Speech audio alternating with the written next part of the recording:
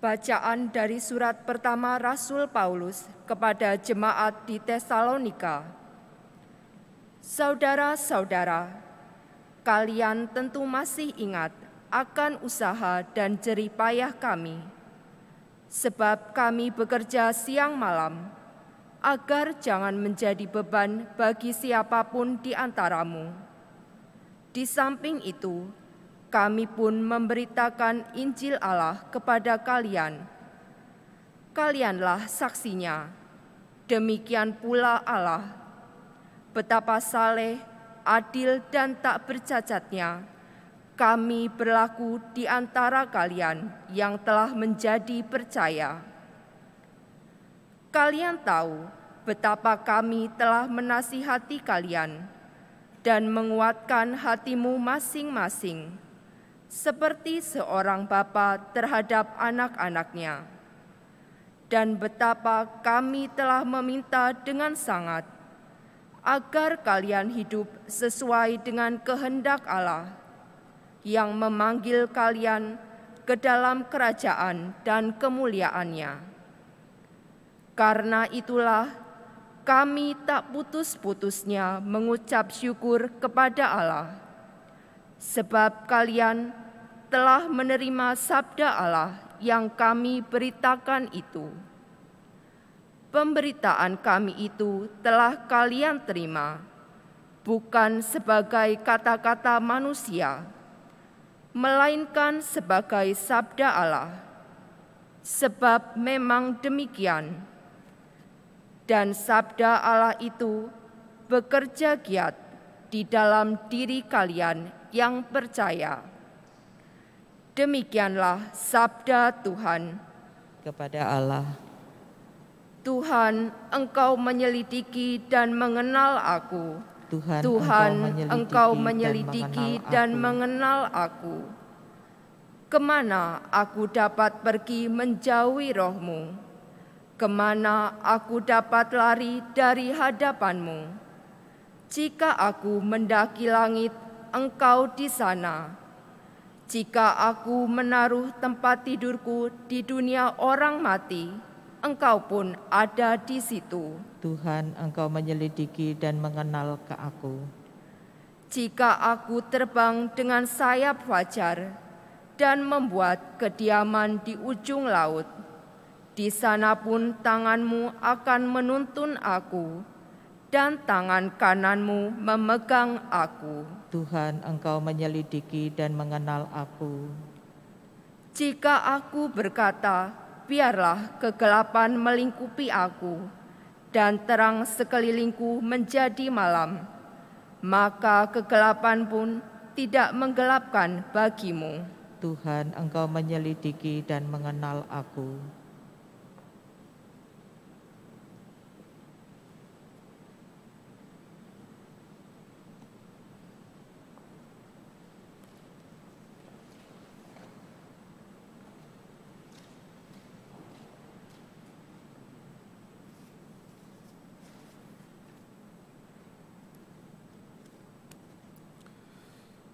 Tuhan bersamamu dan bersama roh-Mu. Inilah Injil Yesus Kristus menurut Santo Matius. Dimuliakanlah Tuhan. Pada waktu itu Yesus bersabda, celakalah kalian, hai ahli-ahli Taurat dan orang-orang Farisi, hai kalian orang-orang munafik. Sebab kalian itu seperti kuburan yang dilabur putih. Sebelah luarnya memang tampak bersih, tetapi sebelah dalamnya penuh tulang belulang dan berbagai jenis kotoran.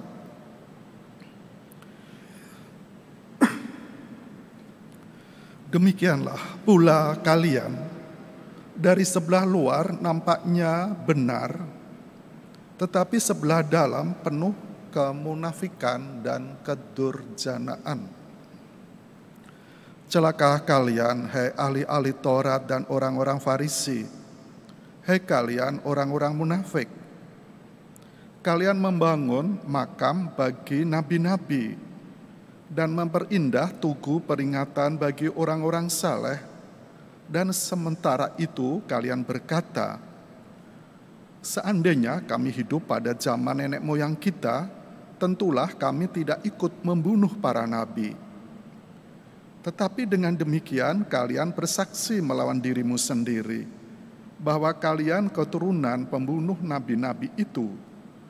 Jadi penuhilah takaran para leluhurmu. Demikianlah sabda Tuhan. Terpujilah Kristus.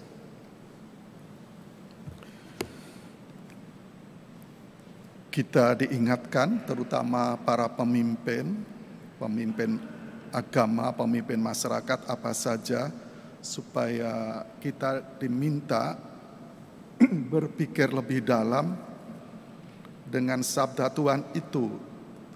Pada umumnya Tuhan kalau bersabda lembut, membuat kesejukan, misalnya marilah kepadaku yang letih lesu berbeban berat. Dia mengampuni wanita-wanita, jangan berdosa lagi. Tetapi kali ini kita dengar Tuhan berkata keras, celakalah kalian, celakalah kalian. Para ahli Taurat, orang-orang Farisi yang mewakili para pemimpin.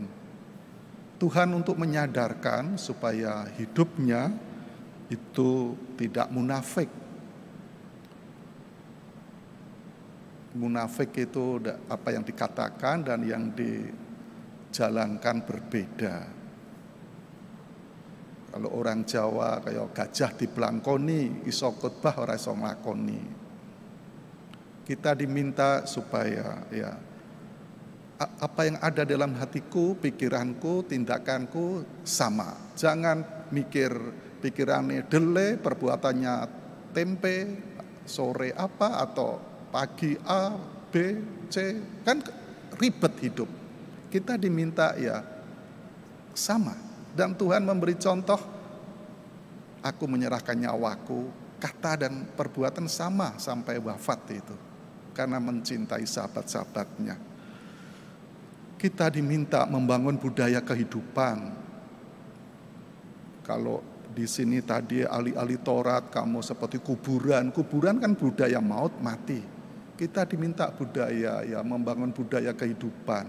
Di dalam diri kita ada benih serpihan yang kodrat kita ingin tanda petik mematikan orang lain. Mematikan apa? Membunuh orang lain. Ada serpihan itu. Maka ada orang pandai mengatakan manusia itu homo homini lupus. Manusia itu serigala bagi yang lain. Itu dalam kodrat kita ada benih-benih itu. Kalau tidak kita kuasai, kita ingin membunuh orang lain. Membunuh tidak hanya dengan kekerasan ya, saya tembak, saya bunuh pakai pisau, tapi dengan kata-kataku, dengan pikiranku, aku benci pada itu. Mungkin dengan doaku supaya dia cepat dipanggil Tuhan.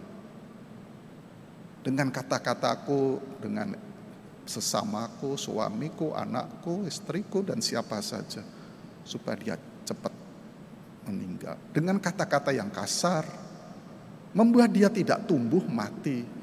Kata-kata yang tajam. Yesus bersabda ini supaya menyadari, aku bisa menguasai itu. Seperti contoh dalam bacaan pertama, Paulus tidak menjadi beban bagi yang lain. Paulus pemimpin agama, mewartakan kerajaan Allah kemana-mana. Tapi dia juga bekerja keras. Tidak seperti ahli Taurat, hanya menikmati kekuasaan dan khotbah di mana-mana. Tetapi membuat beban bagi rakyatnya. Semoga hidup kita tidak menjadi beban. Tetapi beban membuat yang lain melengkung seperti pohon. Kalau ku kasih potatan melengkung mati. Tetapi supaya hidup, saudara-saudari hidup, berkembang, tumbuh. Aku pun juga berkembang. Dapat sinar matahari rahmat Tuhan, tapi juga dapat pupuk hujan sama. Kalau semua tumbuh berkembang, kehidupan akan indah.